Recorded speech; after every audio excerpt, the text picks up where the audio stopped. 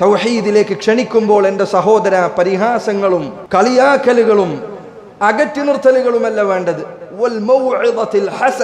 നല്ല ഉപദേശം നൽകുക. പണ്ഡിതന്മാർ പറഞ്ഞു, അവന് പരലോകത്തെ കുറിച്ച് പേടിപ്പെടുത്തുക. നീ ഈ അവസ്ഥയിൽ മരിച്ചുപോയാൽ നരകത്തിലാണ്. നീ തൗഹീദുള്ളവനായി കഴിഞ്ഞാൽ നിനക്ക് സ്വർഗമുണ്ട്. പരലോകത്തെ കുറിച്ച് പറഞ്ഞുകൊണ്ട് അവരെ ക്ഷണിക്കുക. അവരെ കളിയാക്കിക്കൊണ്ടല്ല, അവരെ പരിഹസിച്ചുകൊണ്ടല്ല, അവരെ വിവരമില്ലാത്തവർ എന്ന് മുദ്ര കുത്തിക്കൊണ്ടല്ല, അങ്ങനെ ക്ഷണിക്കുക. അള്ളാഹു പറഞ്ഞ രൂപമാണ്.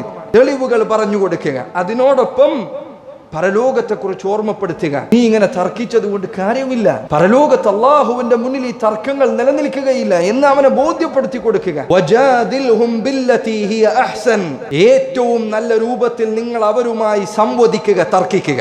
എങ്ങനെയാണ് അവരോട് തർക്കിക്കേണ്ടത്? ഈ പറഞ്ഞ രണ്ടു കാര്യങ്ങൾ കഴിഞ്ഞതിന് ശേഷമാണ് തർക്കമുള്ളത്. പല ആളുകളും തുടങ്ങുന്നത് ഈ മൂന്നാമത്തെ കാര്യത്തിൽ നിന്ന്. തർക്കിച്ചുകൊണ്ടല്ല തുടങ്ങേണ്ടത്. തെളിവുകൾ പറഞ്ഞു കൊടുക്കുക, പരലോകത്തെ കുറിച്ച് ഓർമ്മപ്പെടുത്തി കൊടുക്കുക.